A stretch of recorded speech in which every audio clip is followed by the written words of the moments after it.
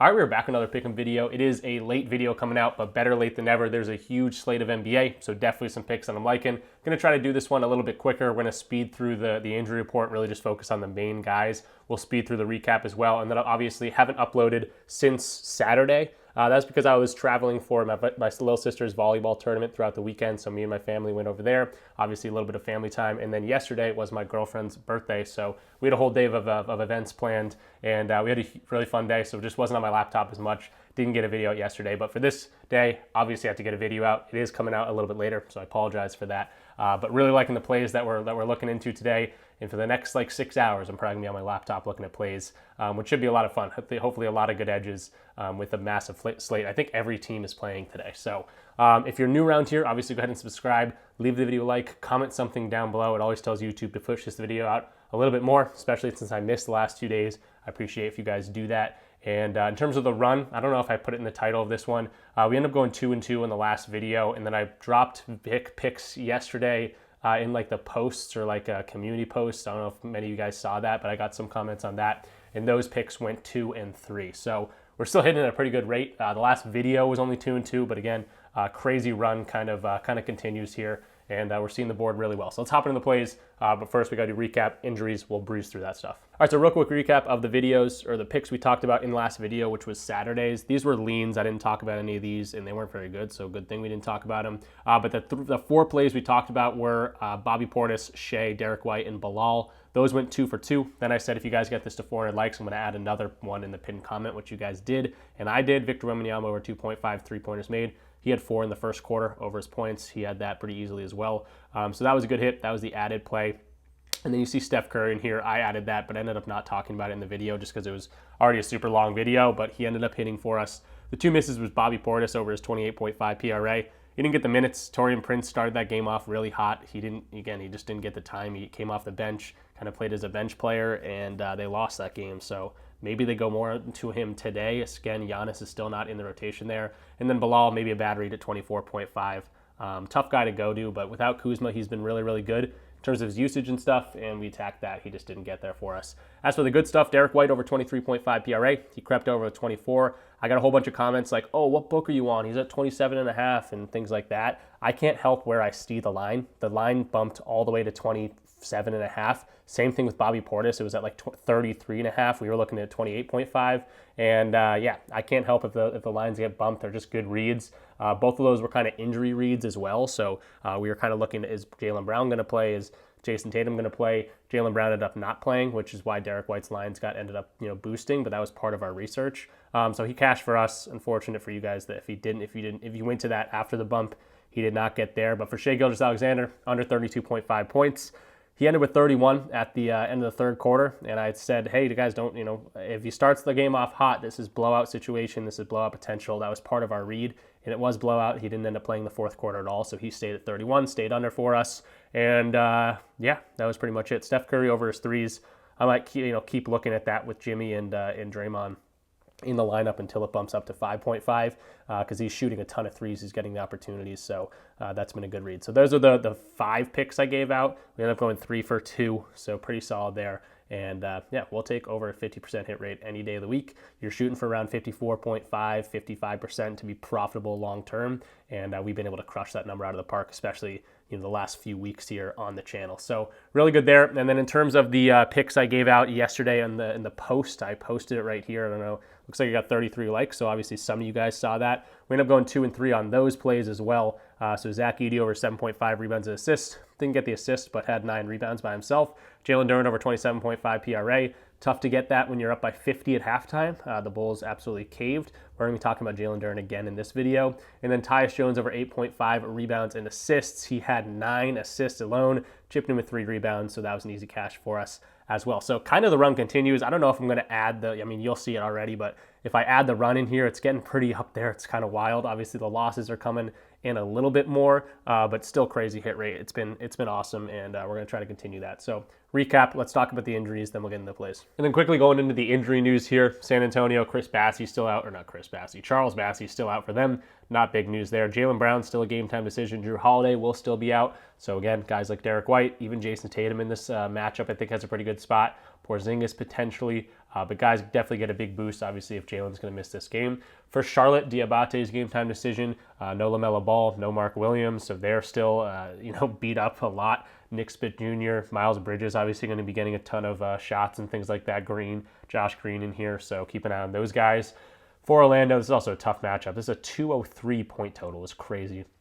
For Orlando here, Jalen Suggs is going to be a game time decision. Doubtful tag. For Indiana, Miles Turner still out, so Thomas Bryant gets a start there. For Washington, Alex Sarr going to be a game time decision. Again, this team is not looking amazing with all their injuries, but again, Bilal Coulibaly has been my guy to go to ever since Kyle Kuzma has been traded and he's been out of the lineup.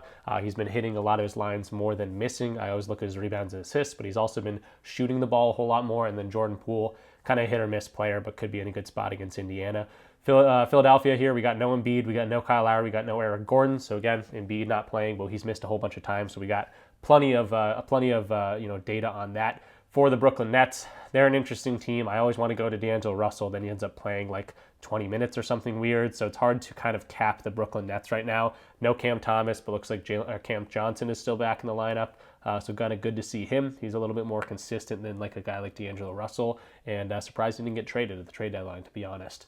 For Atlanta, we got Trae Young game time decision, but probable. Vit Krejci's going to be out. Larry Nance is going to be out, so that's going to be definitely some usage boost for some of these other guys, especially Jalen Johnson still out for the entire season. OG Anunoby is going to be a game time decision for them, so keep an eye on OG coming back against Atlanta. For Cleveland, Max Strus game time decision. Dean Wade and Okoro still out for that team. Ty Jerome also a game time decision off the bench. He's a guy that can get some big minutes if he's hot. Toronto, we got no Brandon Ingram. We got no Jakob Poeltl, no PJ Tucker. So guys we've seen out for a whole bunch of games. Jakob Poeltl, though, going to be a big boost for maybe some reboundings for Scotty Barnes, RJ maybe, and then Immanuel Quickley. Oh, actually, good to see RJ Barrett back in the lineup here. So for Toronto, actually some definite injury news. Poeltl, obviously out, RJ back in. So this team does look a little bit different than we've seen the past few games. For Sacramento, no injuries. For the Pelicans, Zion Williamson game time decision.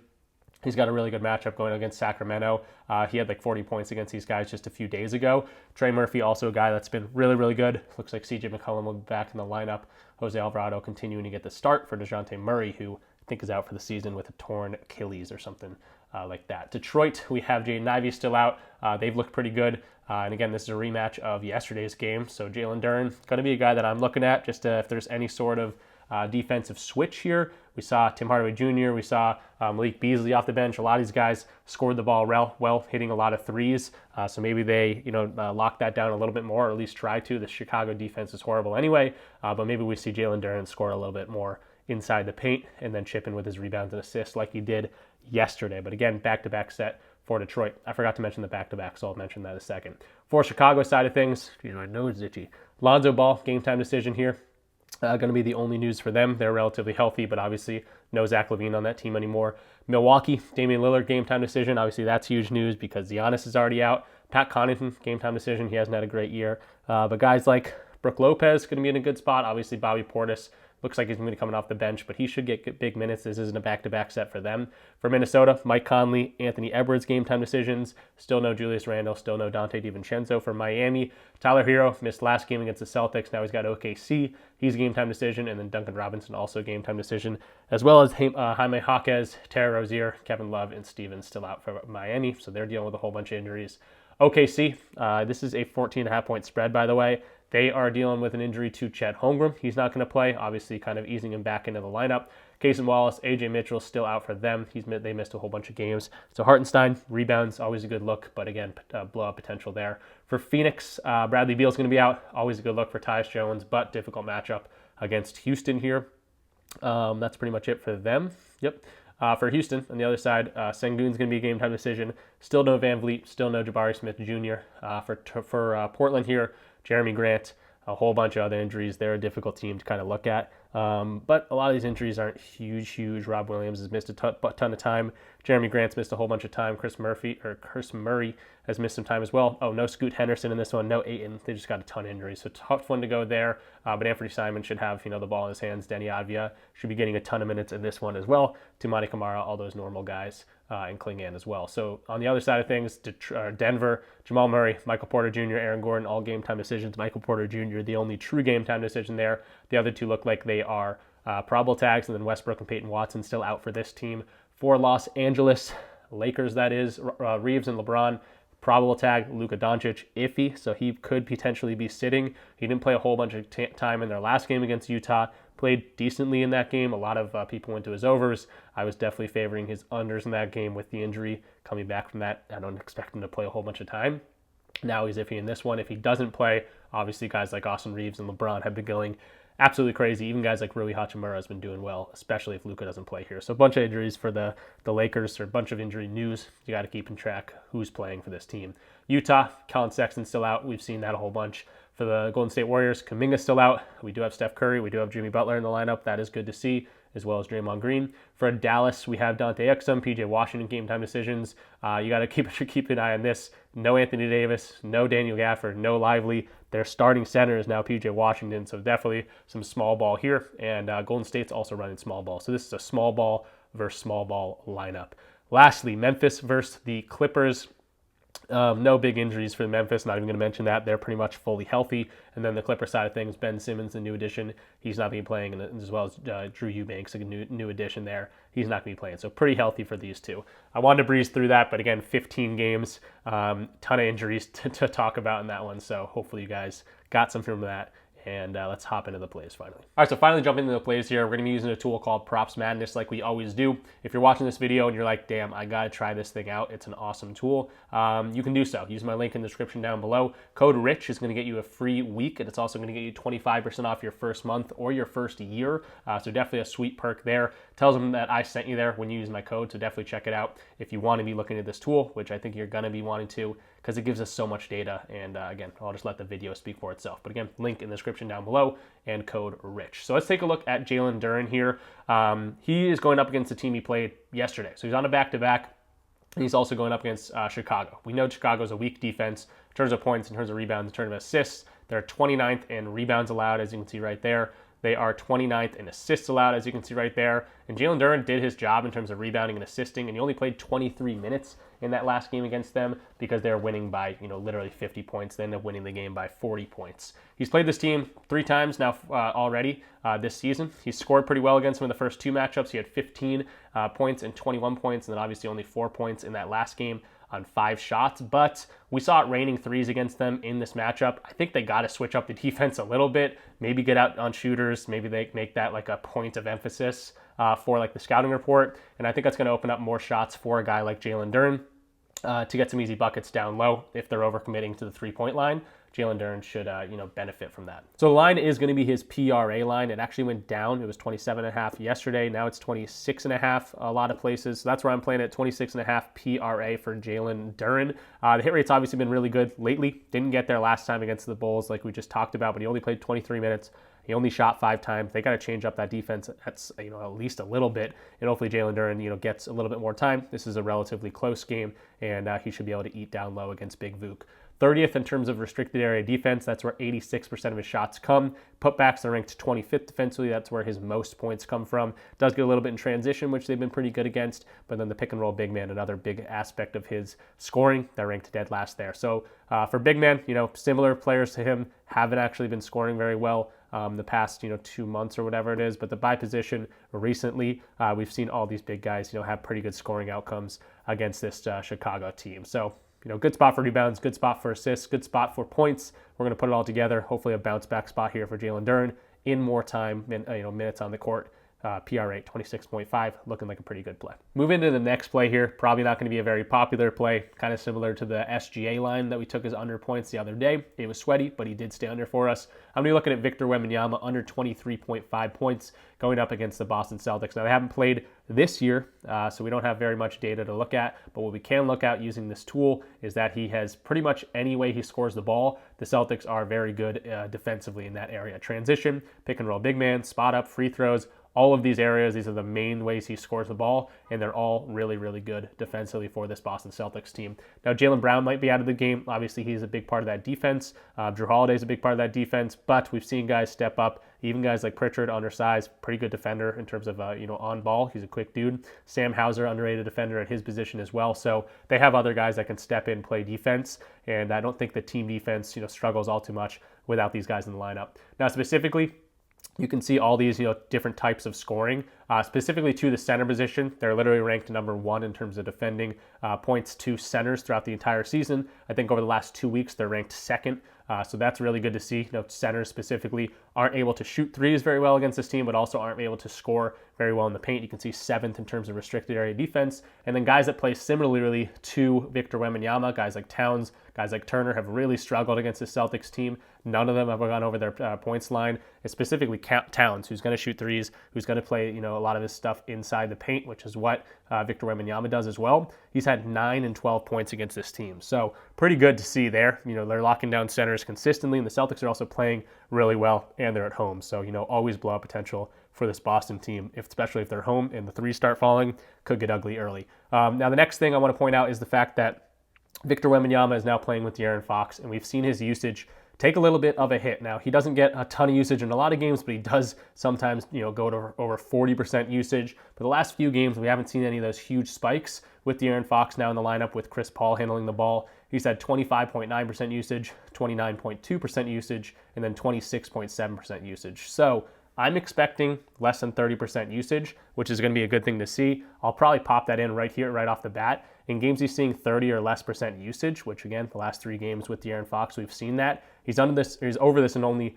30% of games. So the hit rate right off the bat, looking really, really good. Not even mentioning the fact that this defense for the Celtics is a nightmare for a guy like Victor Wembanyama. Now, of course, he can come in and start knocking down threes like crazy. Anyone can go over their line if they start doing that, but the Celtics are in a good spot to at least slow him down, and we can start looking at that. So transition is his number 1 main source of scoring, 4.3 points, 15%. He gets a whole bunch of different ways of scoring, but transition is his number 1. Celtics rank 5th in that, so we're just going to take off the bottom 10 or the worst 10 teams to keep the last 20 teams in, and we're going to see this hit rate go to 45%. So still takes a little bit of a hit there. And then in terms of above the break threes, I guess we'll just do the next thing because I can't do above the break threes. Pick and roll big man, we'll do that, which is going to be this one, I believe. Pick and roll big man 5th. Yep, so we're going to take off the bottom 10 teams again and just see the teams like that. Now we're looking at a 33% hit rate. So in terms of teams that are good at stopping transition, teams that are good in terms of stopping the pick and roll big man, those are his main sources of scoring the points. This now looks like a 33% hit rate. Then you consider the fact that usage might be down with De'Aaron Fox, with Chris Paul in the lineup, 30% or less usage here. This is looking like an under in every single one of these games. So hard matchup for Victor Wembanyama. Always tough to fade a superstar, but we did this for Shai Gilgeous-Alexander the other day, literally last video, and it worked out for us. I'm going to roll the dice here. This is 22.5 some books, 23.5 some books. As you can see right now, DraftKings has this at 23.5. Betr has this at 23.5, but Underdog and PrizePicks, they're at 22.5. So obviously it's good to be on multiple books. That's why I have all the codes in the description down below. You can hop on Betr, use my code. I don't have a code for DraftKings, but if you're on that, this is 23.5. It's always good to line shop. If you like a line specifically, you don't just go to the first book and take it at that price. When you can get it at a better price on these other books. So I'm on all of these, as you guys should be too, if you want to make some money doing this. It's just like buying a stock at a discounted price. If it's available at 23.5 on the under, why would I take it at 22.5 on the under? So that's my 2 cents there. I'm sticking with Victor Wembanyama under his points. If he comes in and starts knocking down 40-foot three-pointers, we're gonna have to tip our cap to him and shake his hand while he beats us. But I'm liking the numbers here. I don't know why it's not letting me go to 23.5, but that's where we're playing it, under in all 6 games in this type of matchup. Moving to the next play here, it's going to be Immanuel Quickley, and I'm going to be looking at his rebounds and assists going up against the Cleveland Cavaliers. Now, the Raptors are home, but I'm going to be looking at the under here. Obviously, the hit rate looks awesome on this. He's only over in 4 of 15 games this year, but he also hasn't been getting a ton of minutes in a lot of these games. The minutes are definitely back up. Played 34 minutes yesterday against Philadelphia, but that's a good sign because he played yesterday. So a guy that's been dealing with injuries, I don't think the back-to-backs are going to be amazing for a guy like them. He's projected for 32 minutes in this game. He could see that. He's been playing pretty well in terms of scoring and assisting recently, but he also seen RJ Barrett out of lineup. Now we get RJ Barrett back. We do not have Jakob Poeltl, which I think is a guy that he can get some assists too. So in terms of rebounding, maybe he gets a little bit of a boost there. His rebounds line's at 3.5. His assist line's at 5.5. Obviously, more of his damage comes in terms of assists, and I think this is a difficult matchup for him against the Cavs in both of those regards. So a guy that's been playing well. He's been playing a whole lot more minutes as he comes back from this injury, but they are in a back-to-back, and they're going up against the Cavs. So let's take a look at this lineup or this matchup and things like that. going up against the Cavs. So he's played these guys already twice this season. He hasn't played that many games, but he's played this team twice already this season. He had 6 rebounds and assists, and he had 7 rebounds and assists. One of these games was a back-to-back as well. So we saw exactly this scenario going up against the Cavs where he had 30 minutes. He had 7 assists, no rebounds in that one. Obviously, the Cavs are a huge, huge team, and they definitely gobble up a whole lot of rebounds. So liking that right off the bat. We've seen this story. We've literally seen this exact situation before. He's played a few other back-to-back games, or I guess one other against the Lakers. He played 27 minutes in that game. He only had 5 rebounds and assists in a little bit easier of a matchup. Now he gets, assists allowed 8th in terms of the Cavs defense. Rebounds allowed 13th, so they are really good in that regard. And again, good to see he's already been under in this matchup twice already. So love to see that. Now let's talk about who is playing, who's not playing. RJ Barrett will be in the lineup again. He's missed the last few games. With RJ Barrett in the lineup so far this year, without any other filters, he's under in every single game. Really hasn't even come close. Hasn't hit 9 in any of these games. Now, again, you got to throw these ones out the window, the ones where he's playing 15 or so minutes. But again, back-to-back set. I expect him to play, 25 plus minutes. I'll even give him the 34 potentially. He's still under in all of these games. So any game that RJ Barrett's been in the lineup, RJ's a guy that we've gone to his rebounds and assist line throughout the season a whole bunch of times because Immanuel Quickley's been out. When they're both on the in the game, they definitely chip into each other's stats a little bit. Then you think about Scotty Barnes in here as well, also a high usage guy. I don't think Immanuel's in a great spot to get a whole lot of rebounds and assists in this one. So not going to mess around with the chart all too much just because it's a smaller chart anyway, but really just looking into the fact that RJ's back in the lineup. He's projected to play probably a normal amount of minutes. This is a 13.5 point spread as well, so blowout potential for sure is always good for an under. But he's projected for probably normal minutes because his injury was not a leg or anything like that. It was just a concussion, and he's cleared and ready to go. So he should be getting his normal 32 minutes. Again, Immanuel Quickley projected for 32 minutes in this one as well. But the blowout potential, the fact that all these guys are now playing except for Jakob Poeltl, I think this is a good spot for an under for Immanuel Quickley. Tough defense against the Cavs.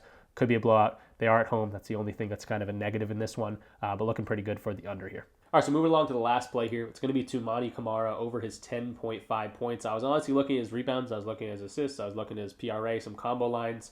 I think you could play all those. I'm just going to land on his points for the video picks. I might end up playing them in other ways as well, but the points I think are going to be my favorite line here at 10.5 points. Going up against the Denver Nuggets again. So that's the main thing we have to start off with. He's going up against these guys for the second straight game. He played them 2 days ago or 1 day ago. It's not a back-to-back, so 2 days ago. Played 31 minutes. They got destroyed by 29 points.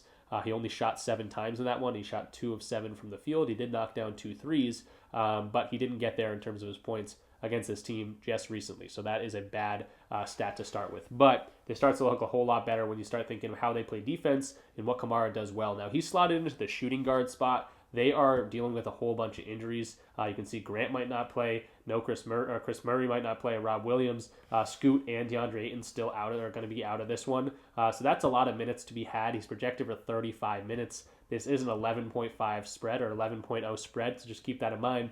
But the Denver Nuggets did just beat these guys by 29 points 2 days ago. So it's hard to do that twice in a row. So hopefully stays relatively close. Portland can start knocking down some shots, maybe Camara some threes. And I think he's in a little bit better spot. So yes, he didn't hit it last time against them, but he's in a good spot too. Spot up shooting, where 40%, 38% of his points come from. They're ranked 29th, this Denver defense. And they're also dealing with potentially some injuries here. Michael Porter Jr., Aaron Gordon, and then on top of those guys are game time decisions. And then Peyton Watson, Westbrook still out of this game. So they're dealing with some injuries. Hopefully this one stays relatively close and Camara can do a little bit more with maybe a little bit higher usage. And let's make this graph look a whole lot better. So again, recently last 3 games hasn't gotten there, but the spot up shooting, the amount of minutes he's going to get, that makes me feel a little bit better about this play. So they are away. That's another bad negative here. Not horrible, but away. He has not been as good. 48% hit rate going over this line as opposed to 55% hit rate. But we're just going to look at games in general. He's expected for 35 minutes, so I'm going to bump this to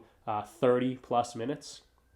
We'll even drop this to get rid of some of those 45-minute games. This is a nice 63% hit rate now, so does look a little bit better. And then spot-up shooting is, again, what we're attacking here going up against this team. You can see similar type of power forward, small shooting guard type of players have been going over this line 10 of the last 15 against the Nuggets, so that's something good to see. Spot-up shooting, that's going to be their weakness here. Let's go ahead and get rid of the last bottom 15 teams. This turns into a 66% hit rate. And again, this team's ranked 29th. Let's get rid of those top 2/3 teams. Let's look at the bottom third defenses are defending that area, and this turns into a 73% hit rate. So didn't get there against Nuggets last time. Again, he shot 2 of 7, didn't have a whole lot of volume, now potentially some more injuries. The other game he didn't get there was against this Kings team. He shot 2 of 13. Obviously, if he comes out and starts shooting bricks, that's going to be looking bad for us. But typically, guys bounce back in certain spots. I don't think this is going to be a 30-point blowout once again.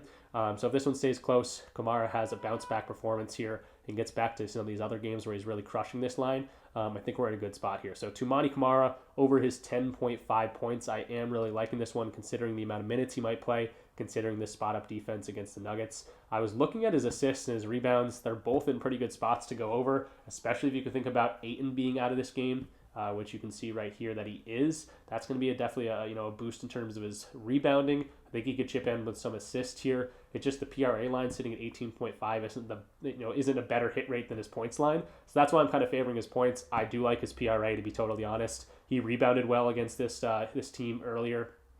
Even yesterday in that blowout situation, he had 6. He had 8 rebounds last time against them back in December. He assisted. He chipped in with 2 assists there, 1 assist the other game. And then in terms of his points, he's been 50-50 as well.